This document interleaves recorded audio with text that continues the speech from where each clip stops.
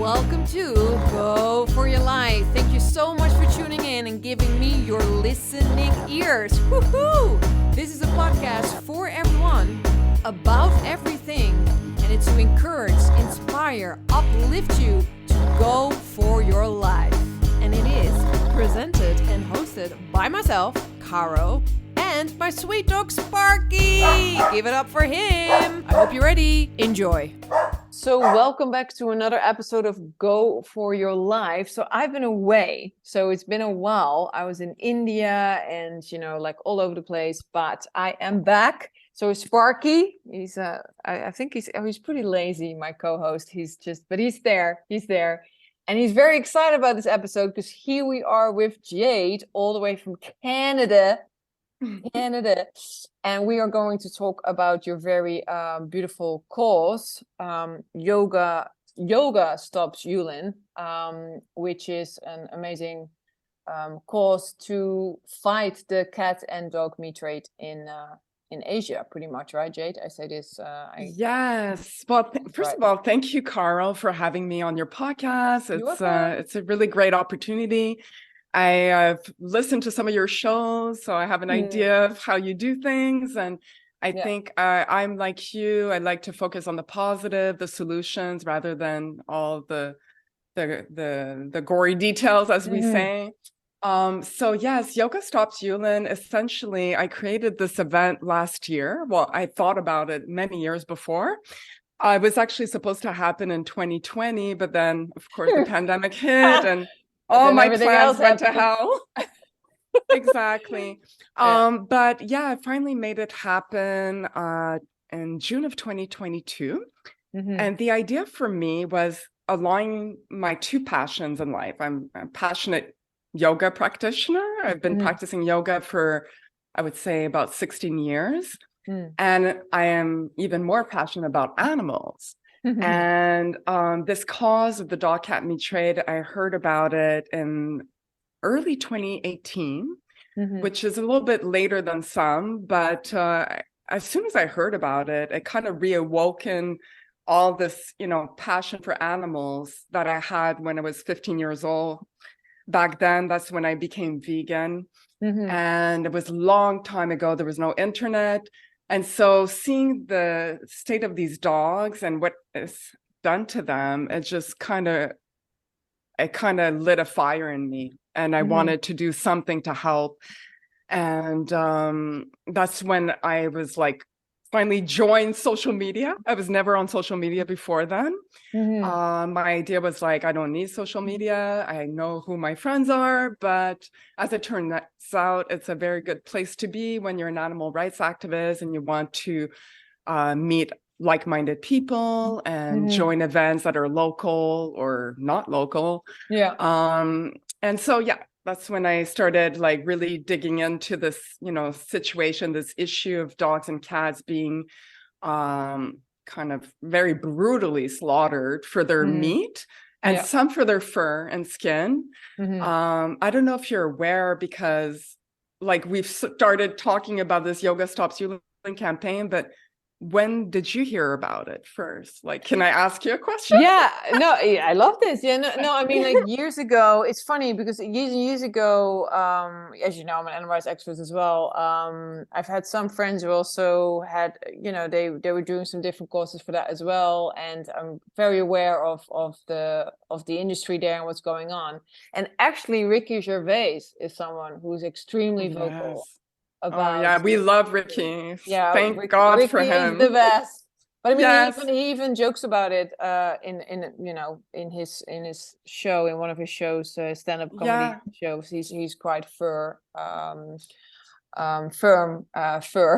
He's very, very firm about it. He's a big supporter of the cause. Absolutely. It's been great because he's such a high-profile, comedian. Everyone knows him, and so for him to go out on a limb and even put it in a comedy show, that was huge. Exactly. It was really so that's something I think, and I feel that it's something that it's still because it's, I don't know, for us, you live in Canada, I live in Europe, I still think that it's also one of these things that's just hidden, like it's happening in China, and it's happening in Asia, it's happening, in a way, like, because we're not living there.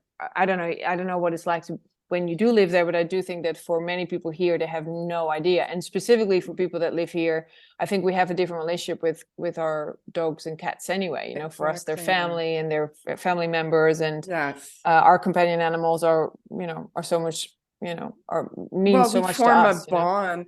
And I've explored that relationship on my podcast because, quickly on, when I was on social media, I saw that there was a lot of, discord between, vegan activists and those that would fight the dog cat meat trade but weren't vegan. Yeah. And for me, I remember, I don't know if you're familiar with her, but she's called Unnatural Vegan. She's like a YouTuber.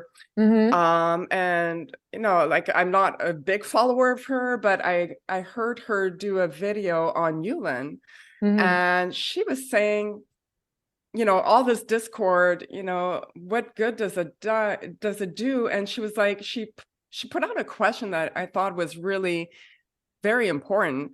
And she said, what would you prefer, like, to vegans, addressed to vegan? What would you prefer, that they don't care? Because if they don't care about the dogs and cats being brutally slaughtered, what chances do you have to make them care about a pig, getting his throat slit for dinner? So it's important that, we take that empathy that they have for dogs and cats, and we kind of expand it to other animals. And that's something I truly believe will come. If you have the right approach, if you're not like antagonizing them and you have a conversation. And that's what I got to do, because I started a Facebook group called Stop Yulin, Stop the Torture. And early on, like in 2018, changed names, but essentially the group was to kind of corroborate and work together, rally together to try to find ways to help these dogs and cats. And most of my members were not vegan. I could tell. But gradually they would talk to me, and they knew I was vegan, like, because they saw my personal profile. They saw I was involved with the vegan community here in Montreal, which is a big community. We're great. We do a lot of protests. We do a lot of things together. And at one point I would just like get messages from them, and I started talking to some of my members, and I would tell them why I became vegan.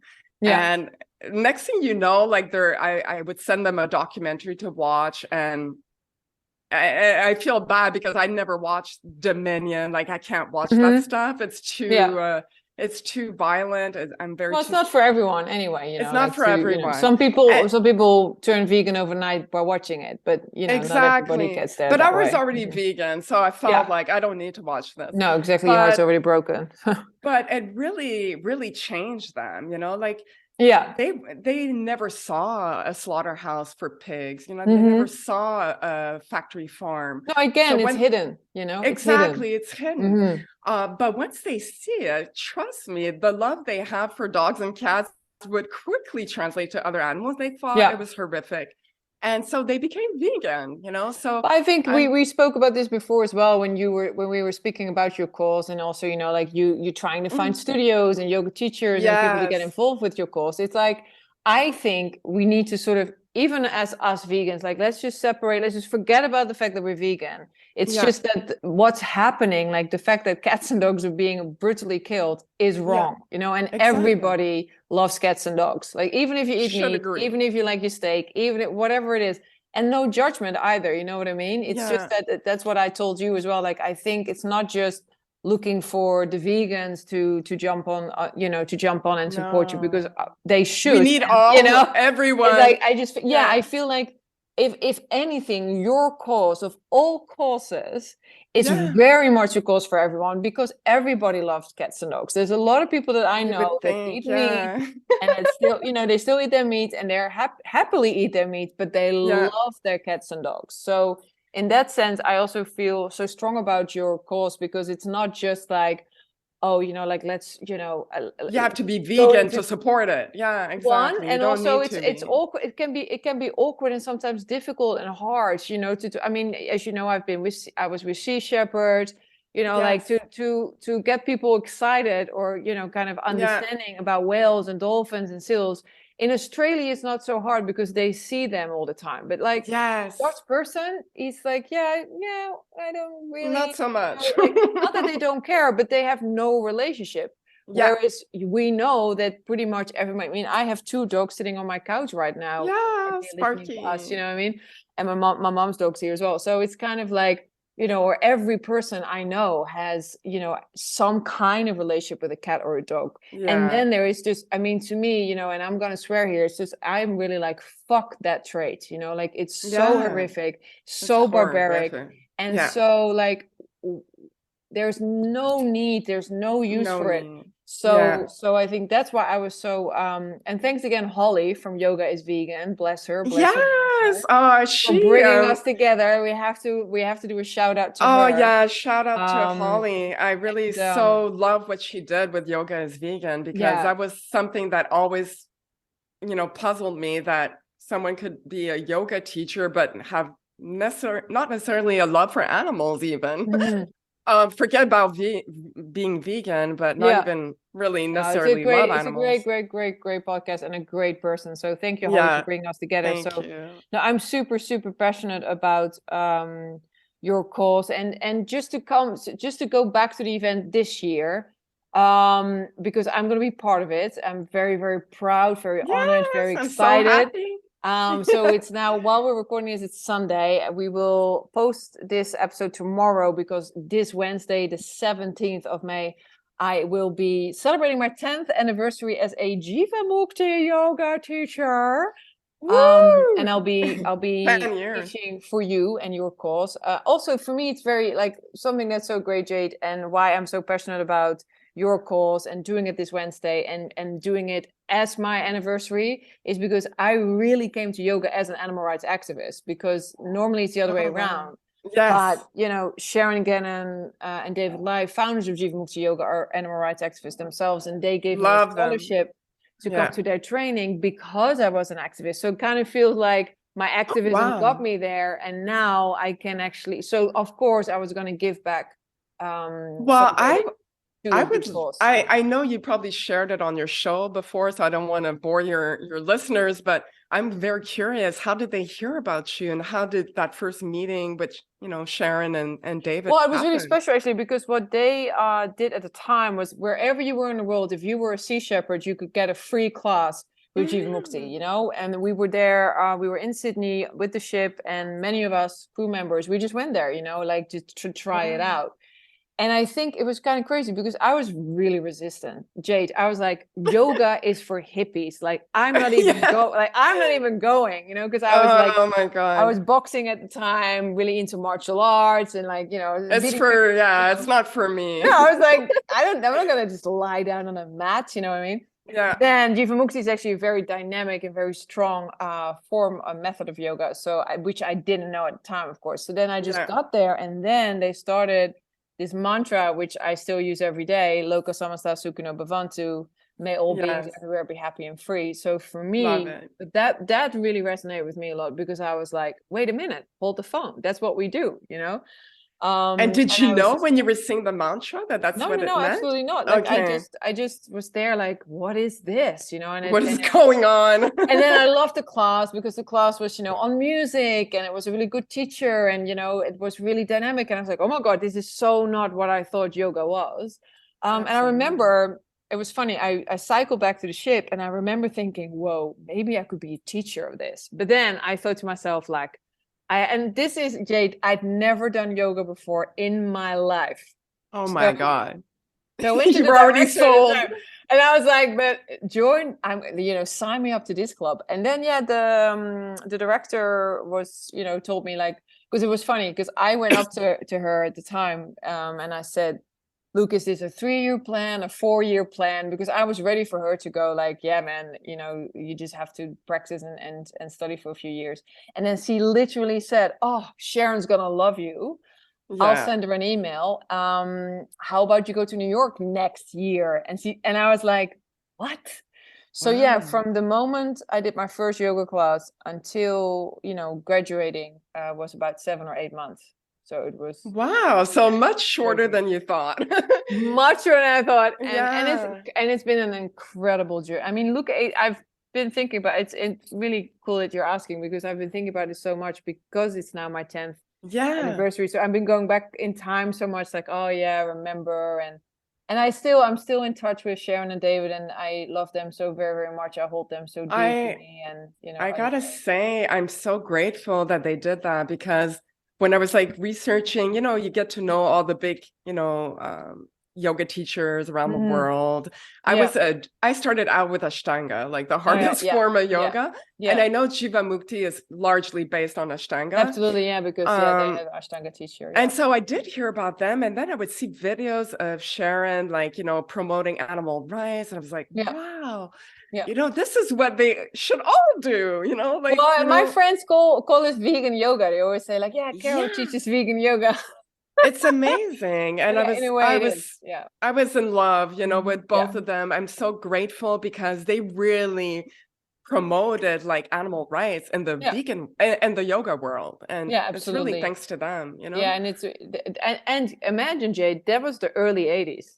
It wasn't 2023, no internet, right? They were rebels, and radical. They were so radical at the time, and meeting them also, you feel that like they really come a long way. And that's also why I think your parampara, like the lineage, is so important. And I find I always have such respect for my teachers, and I always remember my teachers, because I think it's really, really important to see how far they've come, and the path that they literally, with blood, sweat, and tears, digged out for us, like, here you are, like, we have done the hard work, now you can do your thing, and that's I mean, I have them on my altar, so I look at them every morning, and I thank them every day, like I thank my teachers, Stuart Gilchrist and Mick Barnes. Like, they mean so much to me, and many other great teachers that have supported me in my journey. So I'm so grateful for it. And I'm just so grateful that I found you, and that we can have this very special fundraiser for you and your cause. And I mean, it's even cooler because there's 2 dogs going to be even in the class. Oh, well, I'm already in love with Sparky. I got to see him a couple of times. He's one to be in love with, and it's going to be great, because so for Wednesday I have a few people. I think I have 4 or 5 people coming to the living room, so I will have some people doing the class here live, in-person people.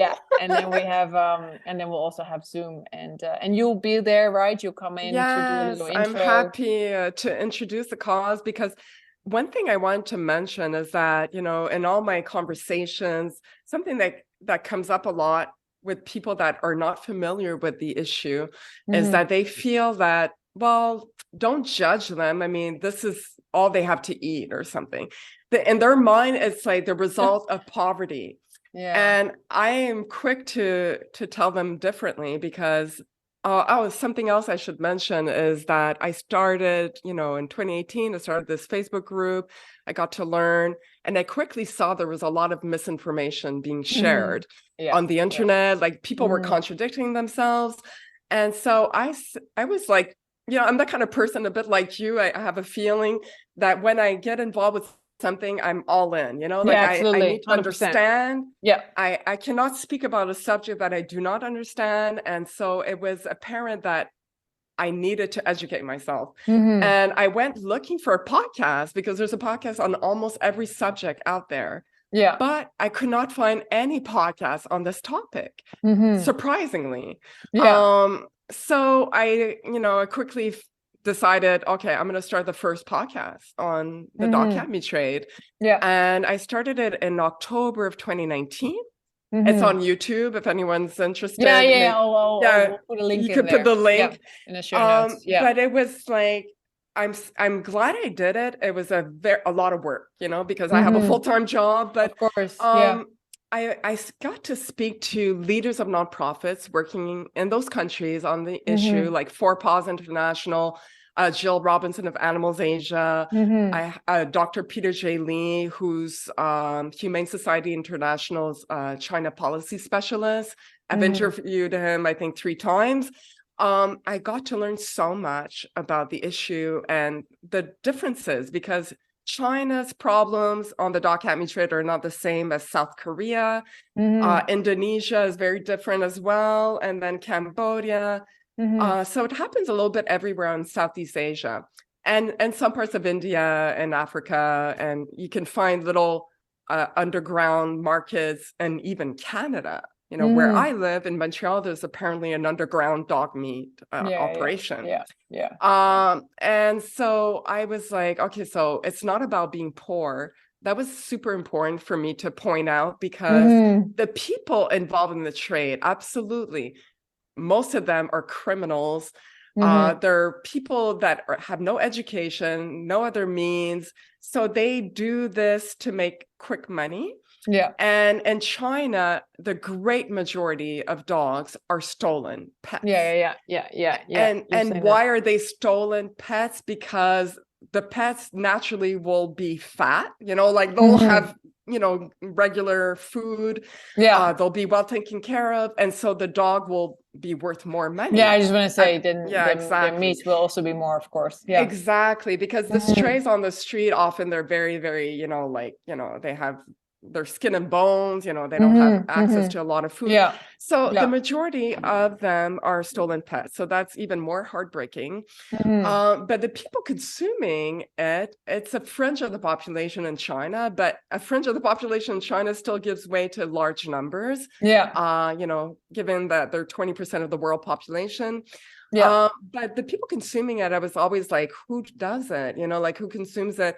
It's a lot of middle-aged men. Okay, so like older men that come from a generation where they feel like it's going to enhance their libido for whatever reason. They consume it thinking it's going to enhance their chi, their vitality. Probably also, again, miscommunication or misconception as well. Yes, that just gets passed on. Exactly.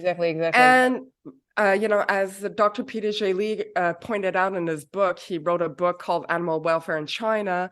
And he says that a lot of people, like blue collar workers, consume dog meat because they don't know it's really dog meat. You know, like they have restaurants a little bit everywhere in China, you know, even in Beijing, Shanghai, big cities.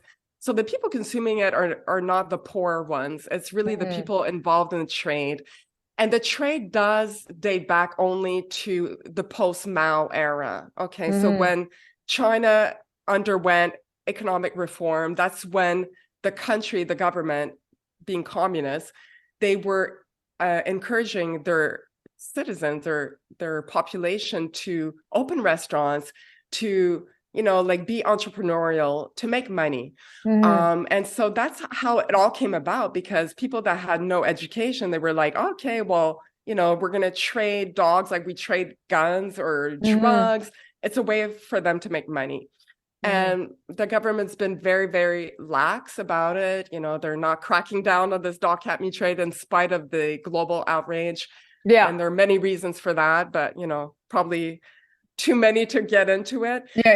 But the important thing is to point out to your listeners is it's not a question of people eating dogs because they're poor and they have no access to food.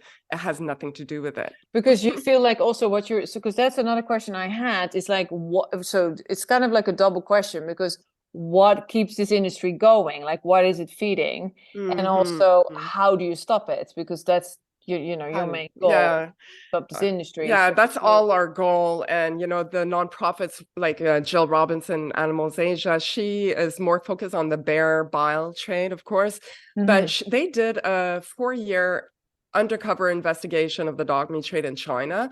And what it revealed is that, why is it still happening in 2023? Excellent question. Is that China being so big, I'm going to focus on China, but, you know, it applies to other countries as well. Being so big, there's a lot of poverty. Like there's disparity between very rich and, you know, mid-income earners and then poor. You can really see that. And exactly. And the Chinese government, being communist, they are very much focused on putting their budget, their resources where it feeds their agenda. And their number one agenda, as many people will probably know, is to become the super economy of the world. And for them also, there's a whole history, and I'm talking about the Mao Zedong era, and they really, Mao, what he did during his time is really feed into this narrative that we are Chinese and we reject all ideologies from the West. He really built a mentality, a culture of hatred towards anyone else that was the other, like the other between quotation marks. So anyone that would support, Americans or Western way of life, ideologies, having pets, for example, is like, oh, no, this is not happening in China. They were very poor and no one could really afford to have a pet. But it all comes from that. And the Chinese government today is still very, very much focused on, building their economy. And they've done amazing, like Chinese economy has experienced a huge boom in the past 50 years. And they just are not stopping until they're at the top. And so for them to invest resources and money into instilling animal welfare laws, and not only is it costly to do so, you then have to enforce those laws, right? And so they know that a percentage of their population that depend on dog meat to make money, well, what are they going to do with them? They're going to have to find ways to get them work. And so for them, it's like, okay, this trade is, in their opinion, it's dying anyways, eventually. But we're not going to spend money and time to do this for a fringe of the population that depends on it, for their livelihood. In South Korea, it's a bit different. South Korea is the only country in the world that farms dogs for their meat. They have industrial size farms, a bit like factory farms in America. Crazy. And for them, it's a national pride, for them, it's like dog meat has been part of their culture for many years. This is what we do. This is what we do. And once again, a bit of a rejection of the Western ideologies of, having a dog. A dog is special. It shouldn't be treated like any other animal. And it's a lot of the older generation, because the younger generation, they're very much against it. Because they're starting to wake up also, they've woken up a long time ago, and there's amazing organization that I've had on my podcast that I've come to know. And these people are so dedicated. They want nothing more than to put an end to this. They fight for animal rights across the board, and not just dogs and cats, but they really are wanting this to go away. It's an embarrassment for them that it's still happening. And it's also very lucrative, actually. In South Korea, there's debate over the numbers, but it's definitely like $1 billion industry. Because when you say, because you were saying this says on your website, and the number is 30 million dogs and cats are killed every year. Every year. Does that include the South Korean Yes, industry? It includes South Korea. So the biggest country with the biggest number is China. That would be about 10 million dogs per year. It's very hard to estimate because there's a lot of stuff happening on the side. There's no way to really evaluate. I mean, already that is a huge number, right? Like exactly. That's a lot of dogs and cats. And I think the second biggest one in terms of numbers is actually Vietnam. Wow. And is it equal? Is it pretty equal in dogs and cats, or is it more dogs than cats, or like what? Oh yeah, good question. In China, very much dogs. Dogs in general, they dominate. The trade, because why? Because they're bigger. They make more meat. I just want to say, makes more sense, right? And also, there's a strong belief, and in South Korea, it's very prevalent that dog meat is good for masculine energy. I mean, I'm telling you, I thought it was a joke, but no, it's actually they believe it. But these fables about this kind of stuff all the time, right? Like I hear this all the time about certain meats that I'm like, who even told you this? bullshit. And more importantly, if you're man. educated, why would you still believe it? And the one thing that puzzled me from one of my conversation law podcasts with someone who works in South Korea, she said that even doctors in South Korea will prescribe dog meat to patients recovering from surgery.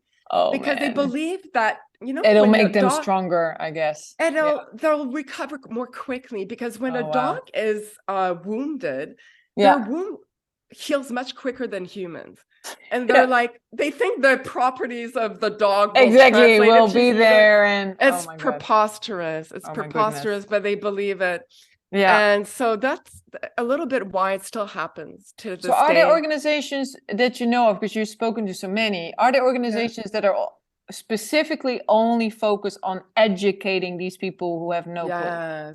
Like, are there... I could name a lot, but just off the top of my head, in China, there's Andrea Gong, who's actually from Taiwan. Yeah. And she started a nonprofit called Duo Project. And they have a huge team in China, a lot of volunteers, and they do programs, especially, with the population, to teach them that there's nothing to be afraid of dogs. Dogs are good natured. Because once again, the Chinese population doesn't have a lot of its history having dogs as pets. Yeah, exactly. And so trying to educate them, trying to explain, what the dog meat trade is. And they have a huge support system in China. Because knowledge is power, isn't it? Like, it's also education. Power. Education is so important, because I think a lot of us, we can be so judgmental and like, no, it's like this and it's like that. And it's like, yeah, but, if you've heard something all the time, and it's the same for us. I mean, my whole life, it was like, no, you drink your milk because it's good for your bones, and you eat your meat because you want to be strong. It's that kind of stuff. It's education is such a powerful, I mean, we need to raise money, and we will, but I think it's also awareness and education. Oh, yes. That also absolutely. Really I'm glad you mentioned that, because when I started the campaign Yoga Stops Yulin, my biggest, aim was actually to raise awareness. And the yoga community about the cause, not necessarily the money, because the money, we would need a lot of money. These dogs need a lot of money, and the flights from China are so expensive. And then add COVID, and it just snowballed into making it very, very complicated.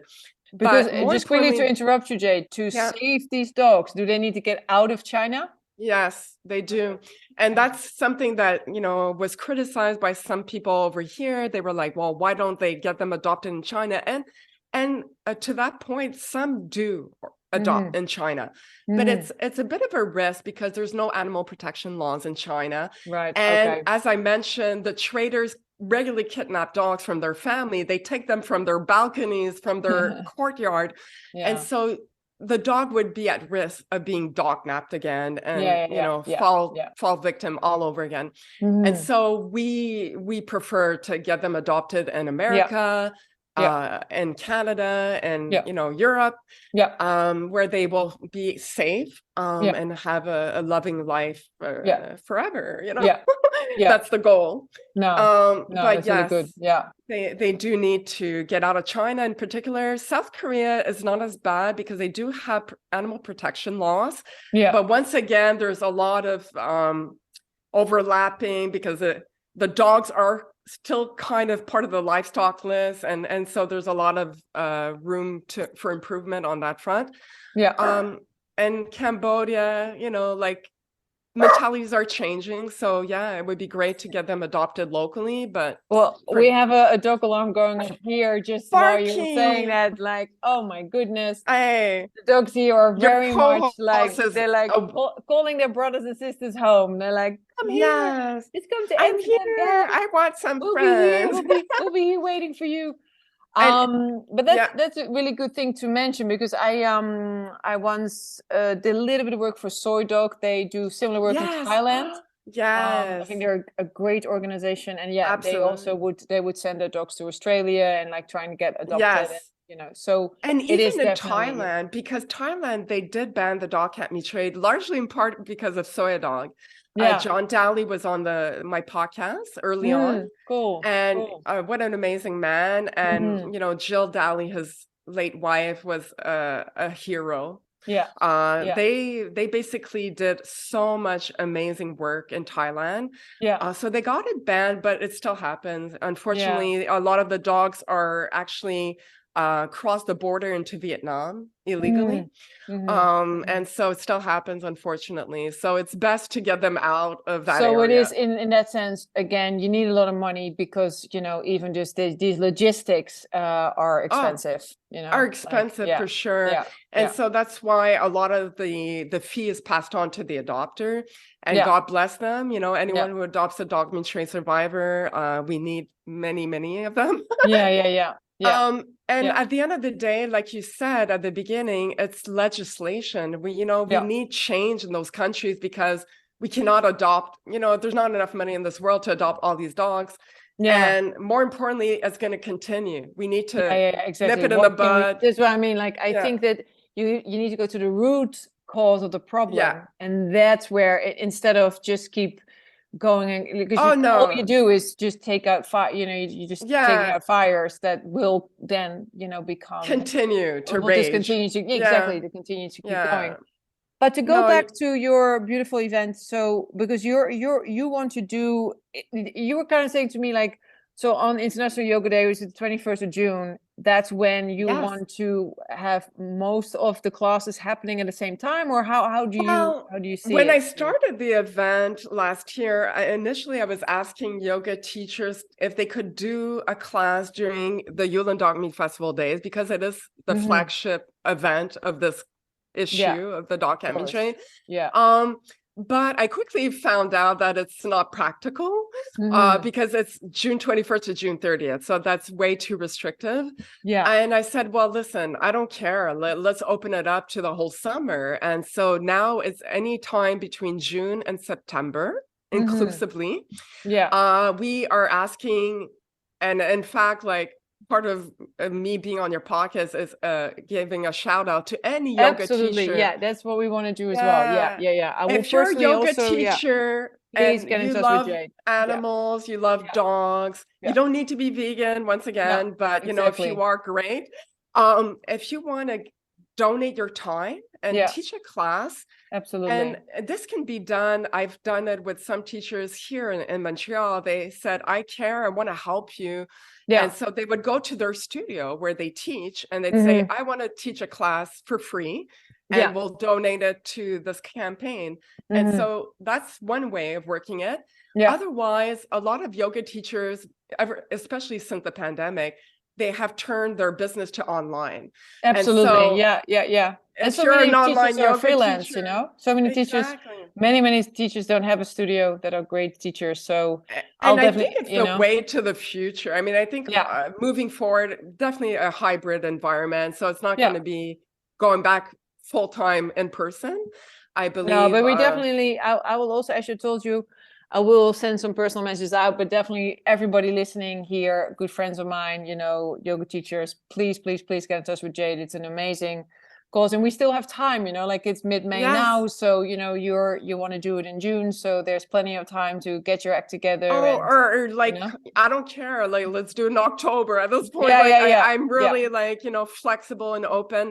We just need more and more yoga teachers, because so far, we have a good lineup, and starting with you, Carl. You're kickstarting the event May 17th. I'm usually a Kickstarter, so there you go. I enjoy that. And so, yes, please, if you're a yoga teacher and you care about this cause. So that's another thing also I want to ask you, but for the cause, like, you can kind of give the rest of the year as well, right? Like, people can always go to your website and give you money in that sense. Absolutely. And you don't have to even be into yoga. You just need money.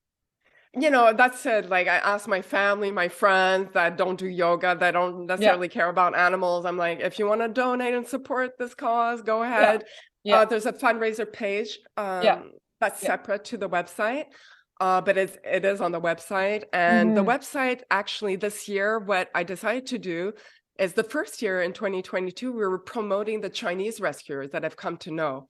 And it was important to me that any funds that I raised would go directly to them instead of always going to a very like large nonprofit, foreign nonprofit, like, you know, Humane Society International, God bless them, they do amazing work. But I wanted the money to go to the Chinese rescuer. They are struggling, you know. They dedicate like all their time. They need our help. And so that was my point. But this year I decided to turn the focus on the dogs. And so if you visit the website, you see Yoga all Stops these Yulin, beautiful so the 2023 beneficiaries page is what I called it. If you go on it, you'll see all these dog meat trade survivors. And some of them date back to 2017. They were rescued from Yulin Dog Meat Festival in 2017, and they're still in China. Because of COVID, it really delayed a lot of things, you know, like it caused a lot of issues. So if you want to adopt, like this is what I want to promote is, besides the fundraiser, is consider sponsoring, consider fostering, consider adopting one of these survivors. And I mean, I shouldn't go to these pages really, like, because I'm just like, no, I know, I would adopt them all, and that's what I keep telling. But this is the thing. It's also, again, what we were speaking about. There's so many more options. You know, if you don't have money, talk to your friends and family and everybody you know about it. You know, if you do have the money, give the money. If you have the space to adopt, share, please adopt. share. You know, like, if that's all you can do, exactly. It's all so good. Much, we can all do something. So I want to thank you so much for your time, Jade, and we'll make sure that your YouTube, that you know, your podcast, that we have a link to that in the show notes, and to your website, and to the fundraiser page for sure. And I'll share my all the information on my class this Wednesday as well. So that's the most important part right now. Please come. Come to class. No, for me, it's the most important thing is like, come to class. It's going to be amazing, but also just support you, support the cause, do whatever you can, because we really are. And this is one thing that I feel we need to do more of, is we need to be in this together. There's no competition. There is no like, we all, like, to me, you know. And again, it doesn't matter if you eat meat or you don't eat meat. You know, if you're a vegan or not a vegan, like, we love animals, and we know that, you know, we have to be good to animals as we are to human beings. It's not like, I don't know if you have this a lot, Jade, as well. Like, a lot of times people say, yeah, but you only care about animals, as if I don't care about people. And I always say to people, it's not either or, it's and. Yes, exactly. You don't have to be exclusive to anything. I love animals, yes, and I also love human beings, you know. So it's an extremely important cause. I've so much respect for you. I'm in awe of you. Can I add something? Yes. Because as a vegan, you know, for me, I love animals, all animals, and why I'm particularly drawn or impassioned by this cause, the dog cat meat trade, is I truly believe that it's something we can eliminate in my lifetime. Absolutely. Whereas I don't believe we'll have a vegan world in my lifetime. Unfortunately, I don't know that will ever happen, or if it does, it'll take much longer. But the dog cat meat trade, I'm 100% believe that it will be eliminated in my lifetime. And so we need to speed it up, because if we can tackle this one trade involving domestic animals for the most part, we can make headway so much more into other animals and farm animals, and they can all benefit from this, you know. Absolutely. But it's the first shoe to drop, as we say. No, it's good. Absolutely. I 100% agree with you, and it's an honor to be part of that fight. And I hope we get lots of people joining, from listening to the podcast, from coming to the classes, from getting in touch with you. I just hope the very, very, very best for you. You know, you have my vote. I have and your my support, and absolutely, I'm and that so of grateful. Sparky, of course. Oh my God, Sparky! He's there with his brothers and sisters. So all the details are here. Maybe, you know, a bit later on we can have you back again, but for now I just really wanted to be focused on, what is your cause, when is the class, what can people do. We put it all in the show notes. People can get active with it and show that they care And I think that's the Absolutely. most important thing. So, the Well, cats and dogs I will, have to say a huge thank you, Carol, for your compassionate heart, like for being such a voice for the voiceless, as we say. I really it's too bad you're in Holland. I'm over here in Canada, but I hope one day I'll get to meet We'll you. meet. We will meet one day for sure. And your kindred spirit, and I so appreciate you doing this, class May 17th at 7 p.m. Yes. And I'll let you say the spiel on that, but I hope you're you come many supporters of this cause, and supporting and celebrating. Absolutely, more importantly, 'cause that's celebrating your 10-year anniversary. Exactly. And also just celebrating love for animals, isn't it? It's just celebrating. It's not just, we're fighting something, but we're celebrating at the same time, aren't we? So that's Absolutely the important thing. So no, thank you, Jade, for being on. And all the listeners, you know what to do. All the information in the show notes this Wednesday, 7 p.m., which is European time, 6 p.m. in the UK, 1 p.m. in Canada, US. So, we will all come together. Jade will be there to do a little introduction. As I said, I have some people and some dogs in my living room being, presented. And I cannot wait for it. It's going to be a blast. It's going to be great. And for the rest of the next few months also, I'll keep spreading the word. I'll keep supporting you. And I hope you'll, and I love what you're saying, that you really... that your goal is like in your lifetime, this will end, because it will end with that kind of attitude and that kind of intention. It will end because again, to me, it could be a sticker. Fuck this trade. That's all. That's a good way to end the show. That's what Ricky Gervais would say. Fuck this trade. Fuck this trade. So please, everybody listening, you know the drill. Check out the show notes. Thank you also very, very much for listening, and please be good to yourself, be good to others, especially the animals, especially the dogs and the cats. Bye, guys. Bye. Thank you all so very much for listening to Go For Your Life. I really appreciate it, and if you liked it, you know what to do. Please leave a review, leave a comment, share it amongst friends, do whatever you can do to support me and this podcast, because it is my life. Thank you very much, Miguel, for doing the editing. Thank you so much, Maria, for your beautiful designs. Thank you, Sparky, for being the best co-host ever. Thank you, animals worldwide, for your daily inspiration to keep me going, for always putting that fuel in me. Thank you so, so much, because we know the drill, right? Namaste, vegan. Go, go.